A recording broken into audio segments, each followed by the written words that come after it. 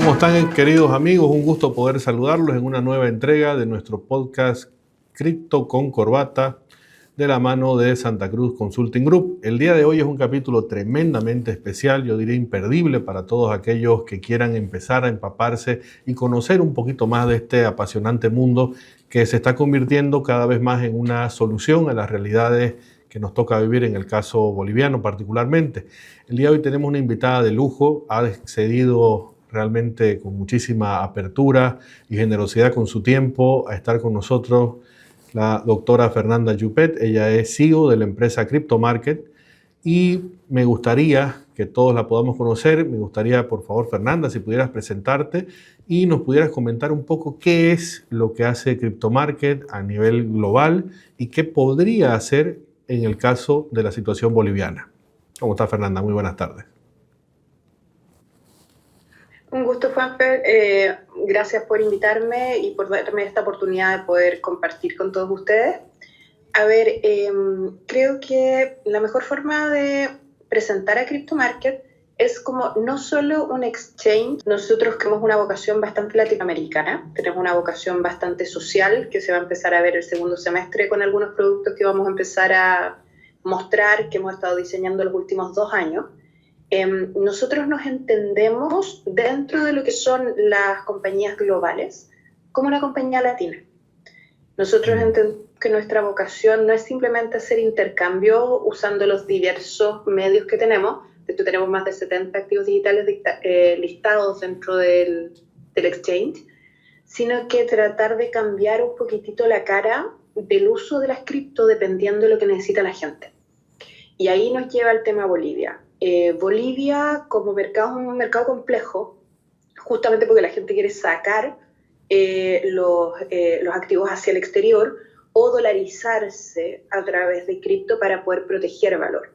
Por lo tanto, si bien pudiera parecer como un excelente mercado para entrar, es un mercado muy riesgoso, porque la tendencia va en un solo sentido, no va en la ida y vuelta normal de los mercados como aquellos que tenemos en Argentina, en Chile, en Brasil, en Perú y en Colombia. Entonces tiene una lógica distinta. ¿Pero por qué decidimos entrar? A pesar de que es contraintuitivo. Justamente por esta vocación latinoamericana. Nosotros entendemos que todo lo que es la tecnología blockchain puede cambiar la vida de mucha gente. Y entender nuestra visión como compañía, o por lo menos esto es lo que me pidieron los co-founders cuando asumí el liderazgo de la empresa hace 3 años atrás, es marcar esa diferencia donde quiera que seamos necesarios. Por eso nos pareció el mejor momento para comenzar a trabajar de manera directa en este país en particular. No, buenísimo. Y qué interesante el enfoque que estás planteando de cómo se perciben como una empresa primeramente latina y segundo como no un exchange cualquiera.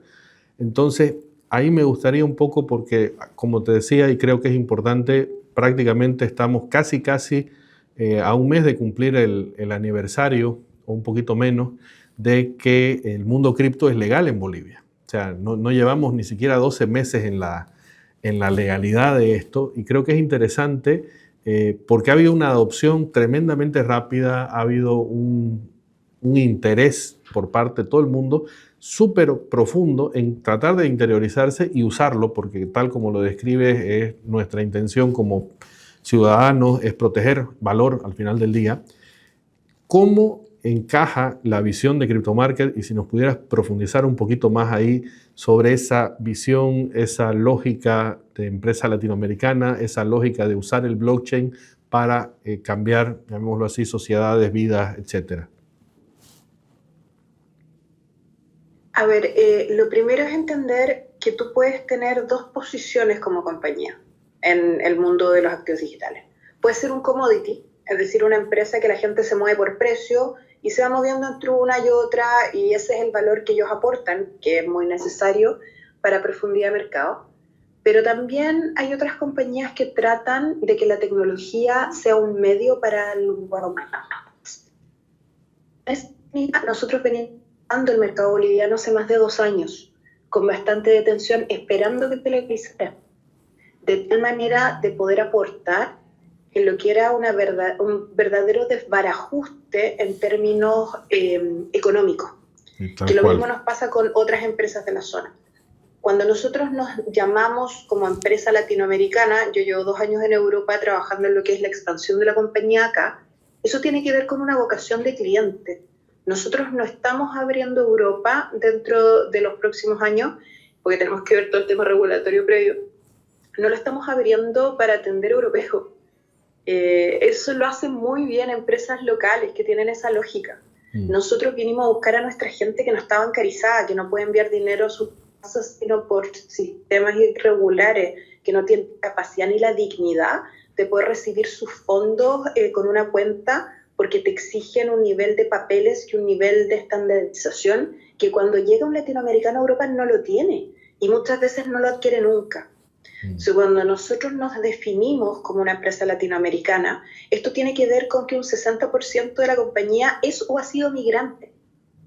Y de esos, yo te diría, un 30% del C-Level hemos sido migrantes y hemos pasado por las vejaciones que implica abrir una cuenta corriente en un banco donde no tienes un historial y te hacen preguntas que son basadas en el prejuicio de lo que el mundo entiende que es un latino.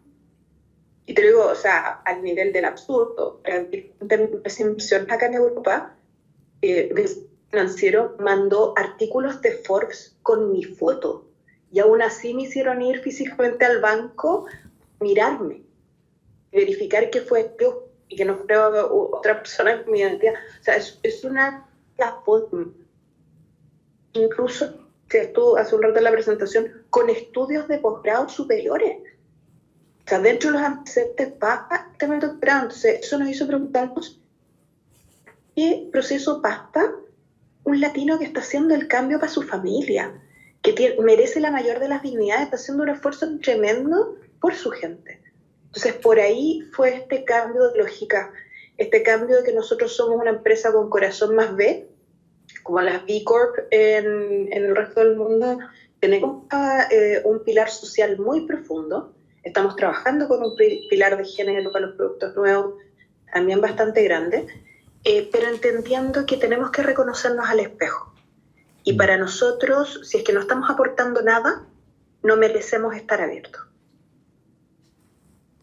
Súper interesante realmente el enfoque y es cierto, al final del día todo lo que estás planteando, muchísimas personas lo viven y lo siguen viviendo todos los días. Al final de cuentas, tal como lo estás planteando, es una situación que ya parece raya en lo absurdo, tal cual. O sea, ¿cuál es el espíritu de ese, llamémoslo así, de ese cribaje vía prejuicio? Y el tema interesante, y realmente creo que es muy destacable, la visión asociada, por ejemplo, a ese mercado cuyo fin al final del día es remesar y empezar a mandar dinero, apoyar a la familia. Y obviamente en esa transacción, porque al final de cuentas es una transacción que se hace vía ya sea banca o vía alguna otra entidad financiera, las comisiones son aberrantemente altas, ¿no? O sea, cuando uno revisa la comisión que se da a la remesa y específicamente a aquellos migrantes que están en una situación un poco más compleja, que no pueden acceder quizá a una cuenta bancaria formal, etcétera, las comisiones son una locura. Entonces, entiendo un poco la filosofía, creo que es muy interesante, muy importante desde la visión latina, conocerla, entenderla, pero a nivel, por ejemplo, de beneficios, a nivel económico, comparativamente hablando con la realidad de los latinos, pensando, por ejemplo, los latinos migrantes, ya sea en Estados Unidos, Europa, etcétera, ¿cuánto valor realmente les agrega a esas familias que son las que finalmente se benefician de ese movimiento de divisas, usando criptomarket versus el mercado tradicional? Que ahí el primer punto es que el latino tiende a no usar el sistema tradicional. Los nómades digitales usan el sistema tradicional porque tienen acceso a la cuenta bancaria, pero el latino de a pie tiende a usar mercado informal. Y en el mercado informal, las comisiones que se cobran van entre el 10 y el 15% de lo remesado. Entonces estamos hablando de 4 días de trabajo, que es una locura. El nivel de expropiación de valor Además, en esta lógica estamos hablando de fondos que se utilizan para necesidades básicas. Entonces, además, el impacto que tienen estos fondos cuando llegan a las familias, estamos hablando de superación de la pobreza, de movilidad social, de poder pagar salud, de poder pagar educación. Entonces, hay un tema que es profundo. Nosotros estamos en una lógica que está buscando más bien un pago de precio justo. ¿A qué nos referimos con eso? A que las personas paguen lo que se paga por uso de plataforma. Ese es nuestro negocio, no por la remesa propiamente tal. Y hemos diseñado un sistema internacional que está ya en 5 países y esperamos habilitar en Bolivia también, en el cual vamos a poder hacernos cargo de casos de uso que para nosotros son bastante importantes. ¿A qué me refiero? Clásico caso de una mujer que viaja de un país a otro para poder sostener a su familia y sostener a sus hijos. La primera persona que le roba es su conviviente, que tiende a estar bancarizado cuando ella no lo está. El segundo que le roba es el remesador informal, por la comisión que cobra.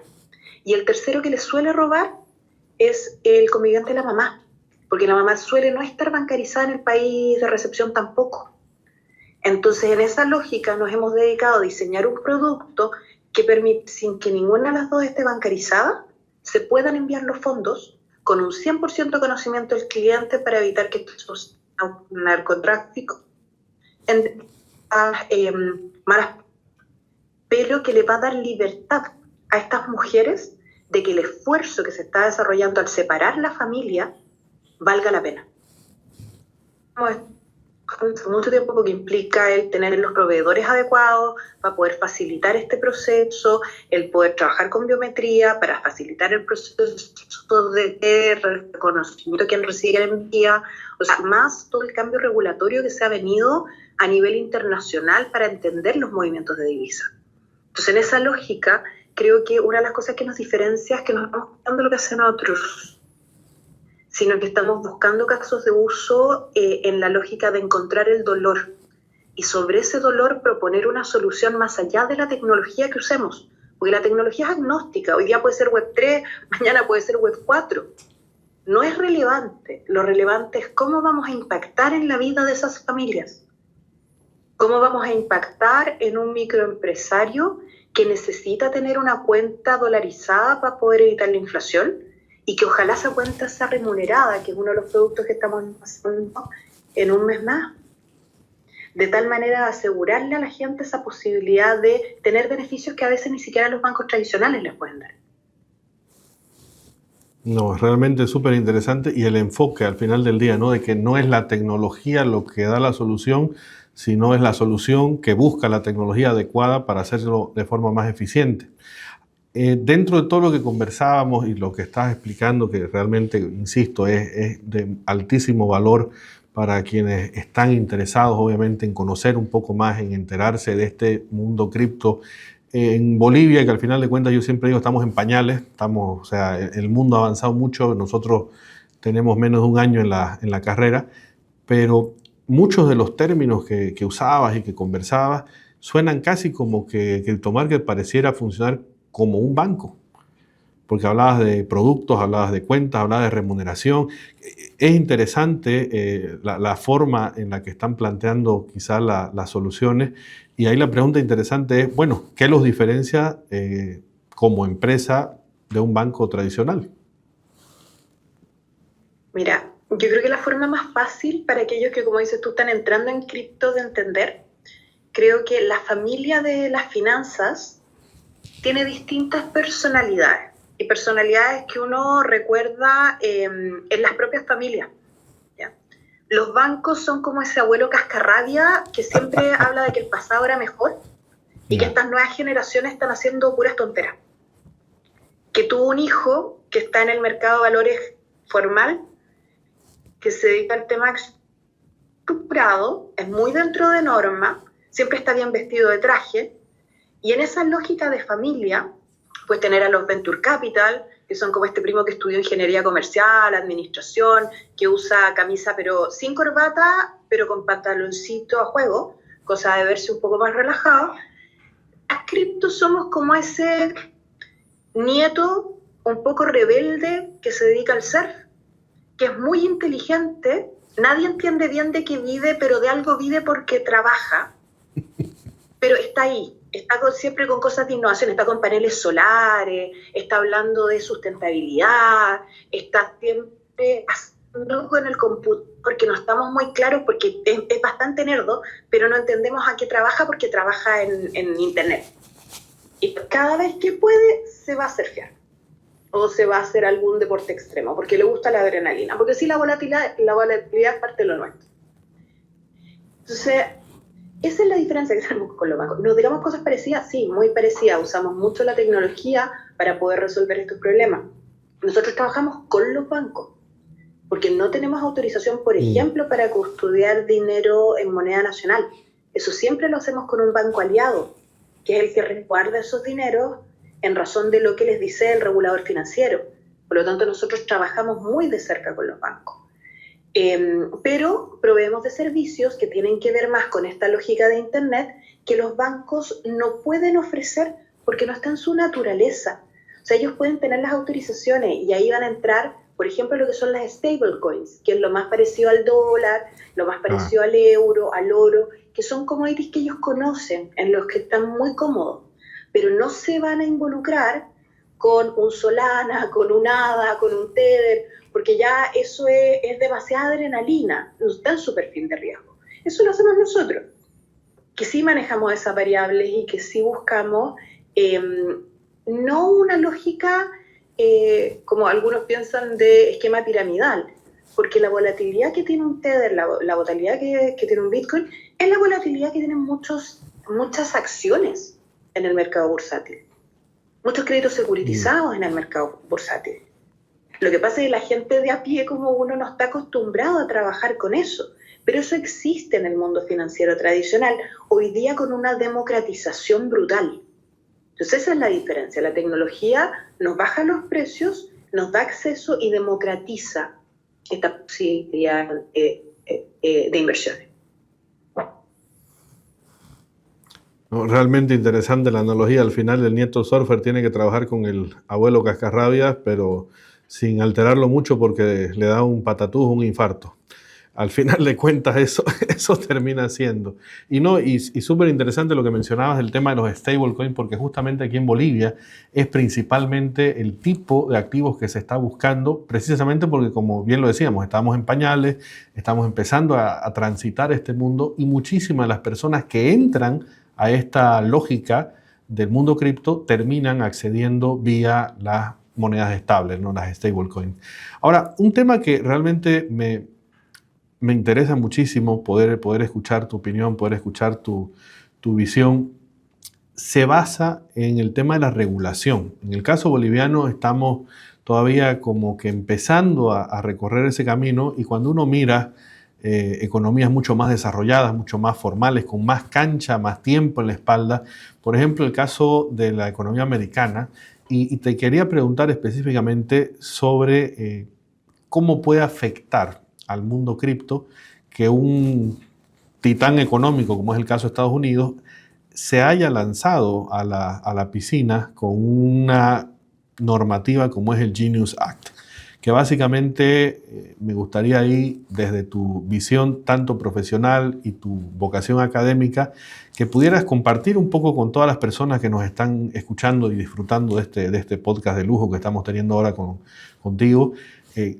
cómo funciona, qué afecta y qué va a cambiar en el mercado y al final del día cómo nos va a afectar a todas las economías emergentes que estamos queriendo gatear hacia el mundo cripto.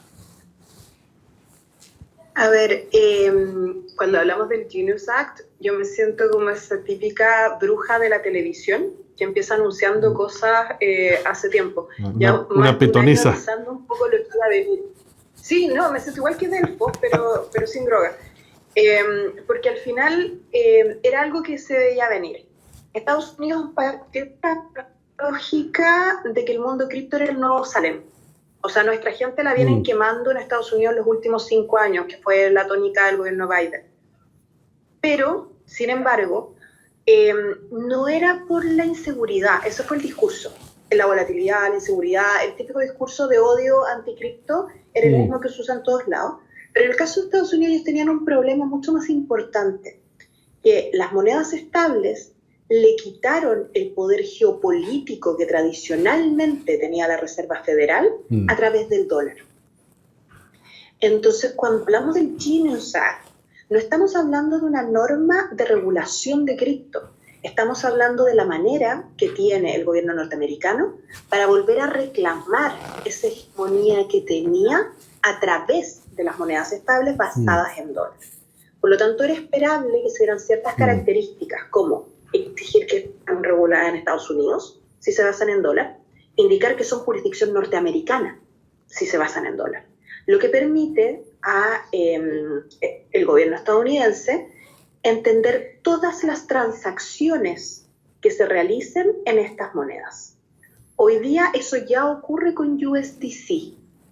USDC, que es la moneda de Circle, apostó desde el primer momento a la regulación, tanto en Estados Unidos como en Europa. Y por lo tanto, en esa lógica ha ido funcionando, ¿ya? En la lógica de entregar información a los reguladores y en trabajar con una total transparencia. Lo cual de plano no es malo, es la postura que ha tomado. Lo más probable es que USDT tenga que tomar la misma lógica. Ahora, ¿por qué vamos a querer que nuestra información sea anónima, entre comillas, que no es realmente anónima en el mundo cripto? Porque podemos trazar cada operación al detalle teniendo los códigos de identificación. O sea, es un mito que es realmente anónimo. Porque hay personas que simplemente no quieren que nadie se meta en sus finanzas.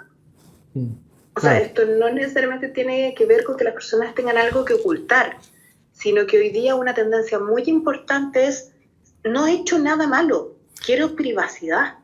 Claro, exacto. Pasó algo parecido en Bolivia cuando se emitió la norma de que debía remitirse el origen y el destino de los fondos si superaba cierto monto, ¿no? Y muchísima gente mayor, haciendo la analogía con el abuelo Cascarrabias, la respuesta que daba es, ¿y a usted qué le importa? Es mi plata, yo voy a ver qué hago con mi plata. Claro, fue todo un proceso. Ahora, claro, llevándolo al mundo global, me imagino que es prácticamente la misma lógica. Ahí hay dos cosas, porque cuando tú hablas de entender el origen y el destino final, esa es la aplicación de una norma que está pidiendo que se aplique el GAFI, que es para prevención del lavado de activos, que se denomina Travel Rule, que es conocer la trazabilidad completa de banco a banco de cualquier traspaso de fondos.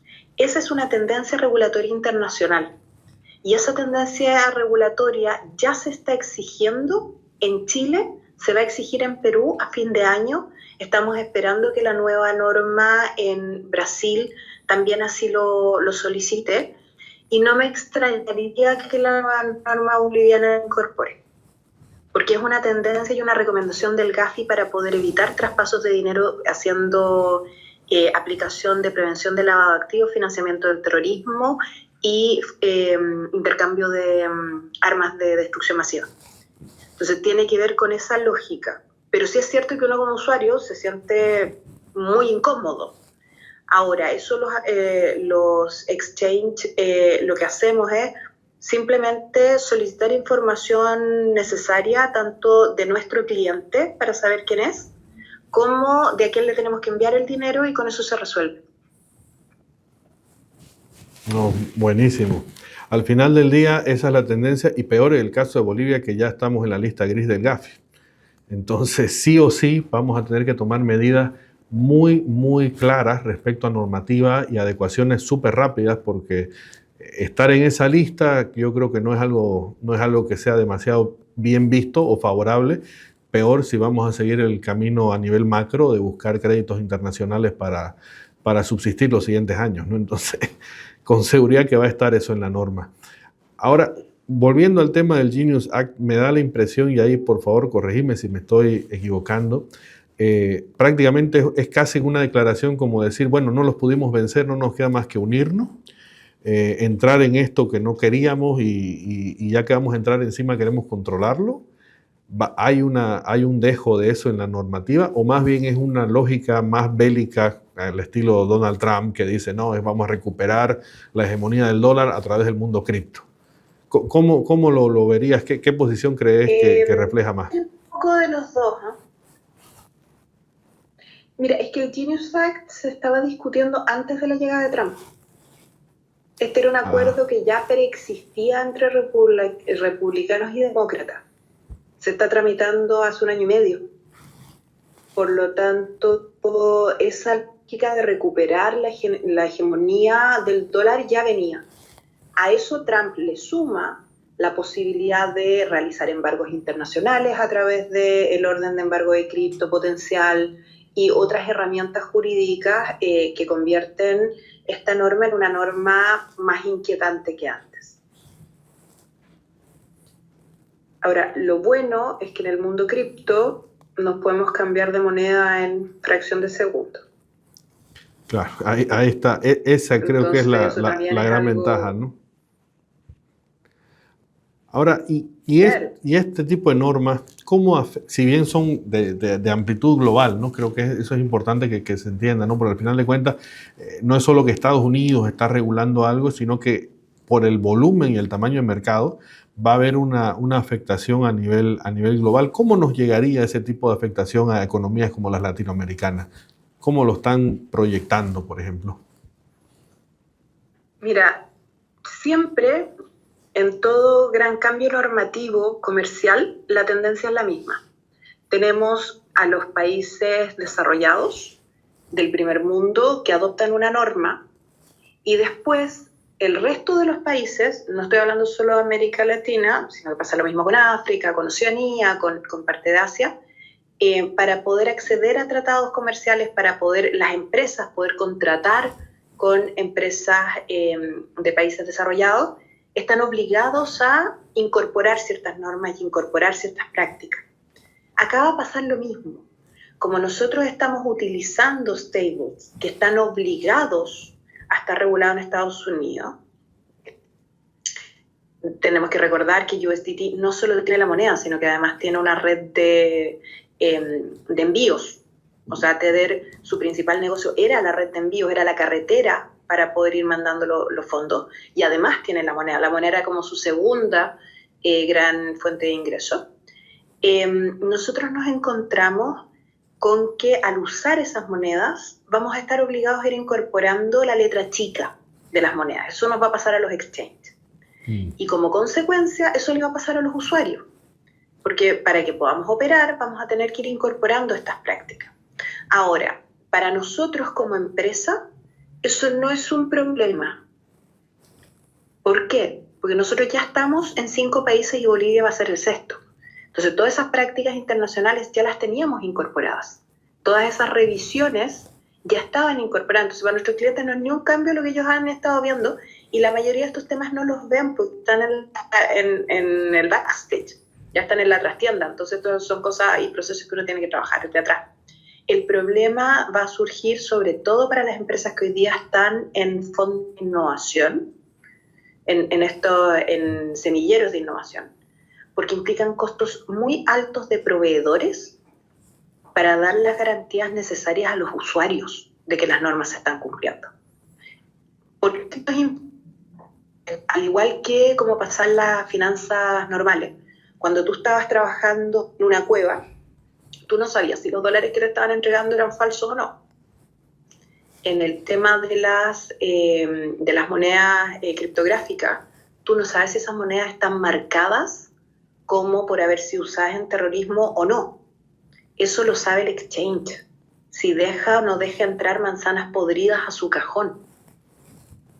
Entonces el problema para los usuarios se da a veces por utilizar algo que les parece muy atractivo, porque es más barato o porque es menos complicado, me piden menos papeles, pero en la misma lógica me dan menos garantías de lo que voy a recibir al final. Entonces esos son puntos importantes para poder revisar y no solo respecto a nuestra compañía, sino que mirar a quienes hay al otro lado. Si es que las otras compañías han sido cuestionadas internacionalmente o no, porque hay empresas gigantes que han sido cuestionadas por malas prácticas. Entonces si eso está disponible en internet, yo no sé si le entregaría mis fondos a un banco que ha sido cuestionado por malas prácticas. Acá es lo mismo, son los mismos criterios. No, clarísimo, clarísimo. Básicamente, entonces, el caso específico de CryptoMarket, por el due diligence que ya venían realizando, no existe ningún cambio específico respecto a la aplicación de esta norma. Pero mencionaste ahí un tema y yo creo que sería interesante poder conocerlo. Mencionabas que son las empresas que están en esa etapa embrionaria todavía quienes van a tener los problemas. En el caso de CryptoMarket, ¿cuántos años tiene ya en el mercado? ¿Cuáles son los países un poco en los que están haciendo presencia? Y me gustaría, si se puede, que nos puedas dar algún spoiler, cuáles son los planes que tienen para entrar, mejor dicho, en Bolivia. A ver, aquí nosotros estamos presentes desde el año 2016, cuando había que crear mercado. No existía el mercado como existe hoy día, no había profundidad. En cada país se iba creando el mercado a la medida que se iban abriendo las compañías. Por lo tanto, estamos desde el inicio de lo que fue el movimiento cripto.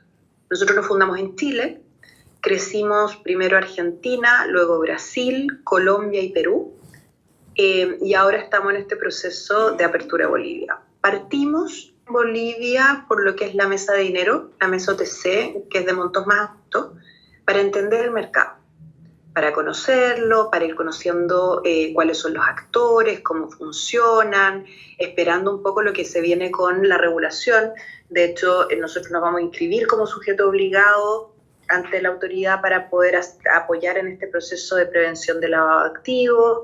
Estamos esperando que salga la normativa por parte de Superintendencia para poder también regularnos allá. Entonces eso es algo que nos interesa. Nosotros en cada país donde estamos contamos con las licencias, registros y permisos que se requieren para operar.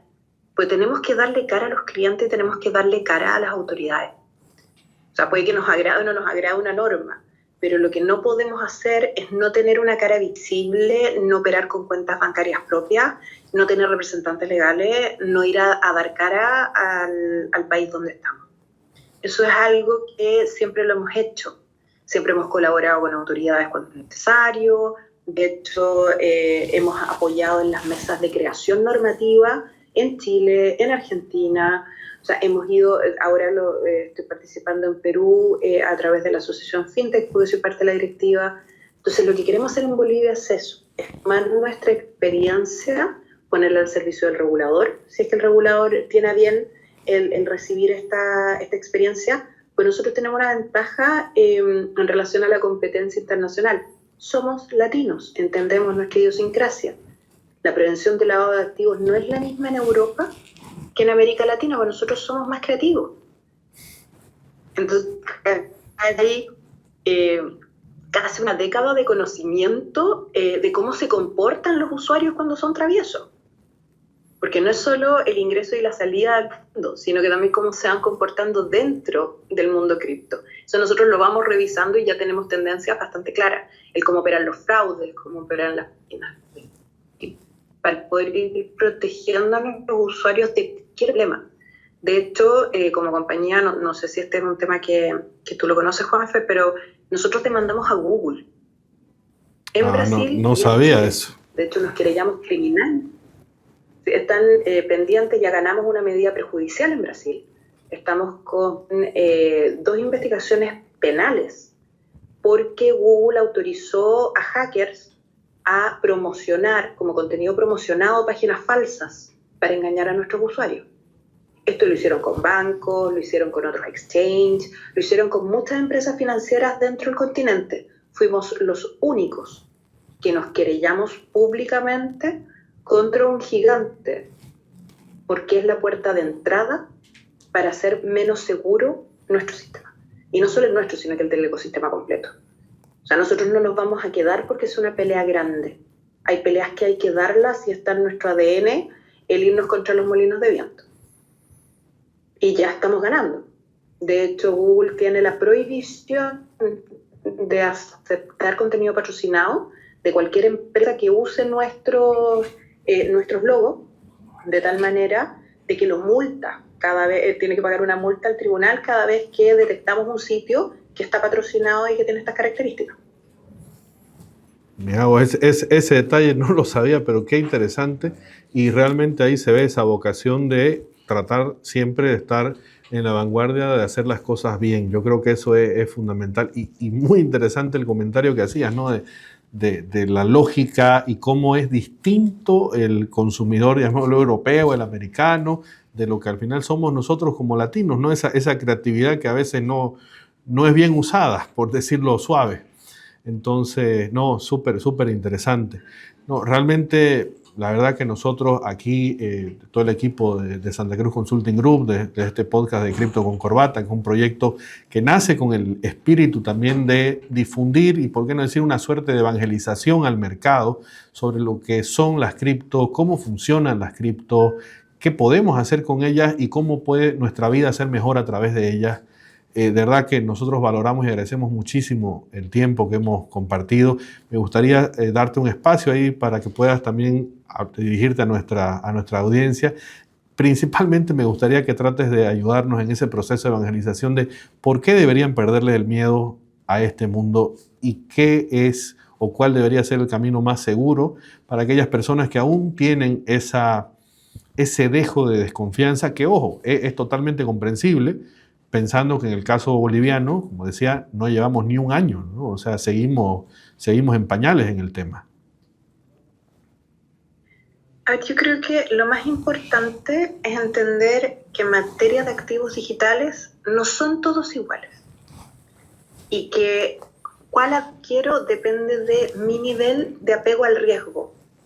O sea, nosotros, si no nos gusta el riesgo, las monedas estables, las stablecoins, son una buena forma de evitar que la inflación nos vaya empobreciendo. Una forma de pagar. O sea, ese es como el primer punto. A los que les gusta un poquitito más de riesgo, hay crypto royalty. O sea, está Bitcoin, está Ethereum, está ADA, está Solana, está XRP, que son empresas altamente reguladas en mercados como Estados Unidos. O sea, no son monedas que no tengan una regulación. Pueden tener regulación sus NFTs. O sea, hay distintos instrumentos que van teniendo regulación asociada a ellos, pero que tienen respaldo en bienes y servicios, que es lo que respalda todas las economías. Que quiero algo más específico, empezar a ver tokens, empezar a ver meme coins, empezar a ver otro tipo de monedas que no tienen ese respaldo. Pero partan de a poco, partan con cantidades que no los compliquen si es que se pierden cuando ustedes están saliendo de las monedas estables. Eso de hacerse millonario en 5 minutos con cripto no existe, porque si no todas las personas que trabajamos en cripto estaríamos en este minuto en Bali. Tendríamos un pueblo cripto en Bali. O sea, el nivel de riesgo es un nivel alto si es que nosotros estamos metiéndonos con monedas volátiles. Entonces, primero reconocerse frente al espejo, ver qué es lo que quiero. Si lo que quiero es proteger mi patrimonio, las monedas estables son una buena alternativa. Busquen proveedores conocidos, que tengan trayectoria. Hay muy buenos chicos que están partiendo. Si se sienten con la confianza, es una opción, pero sientan muy cómodos con la empresa con la que están contratando, que les dé esa seguridad, porque al final del día esto es lo mismo que escoger un banco. Yo no quiero que el banco desaparezca y se lleve mis activos, tampoco quiero que un exchange o una billetera desaparezca con mis activos. Por eso es importante ver, ¿están regulados en alguna parte?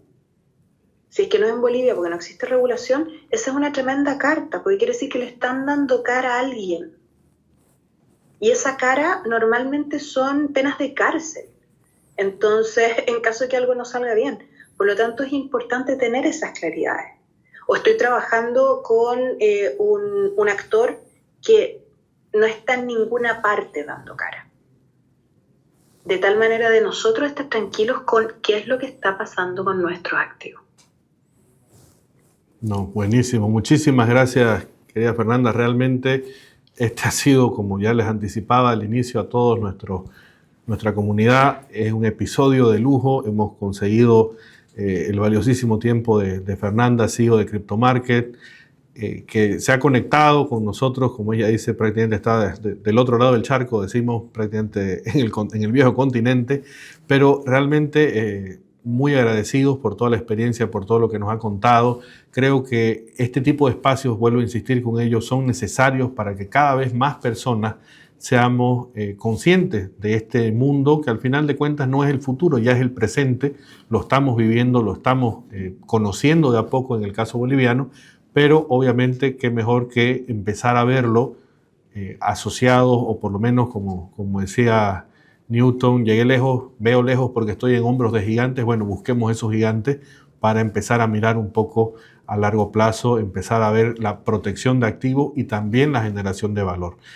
Fernanda, muchísimas gracias nuevamente por tu tiempo, muchísimas gracias por toda la apertura que has tenido con nosotros, y desde Cripto con Corbata, un podcast de Santa Cruz Consulting Group, muchísimas gracias a todos los que nos han estado viendo y nos vemos en un próximo capítulo.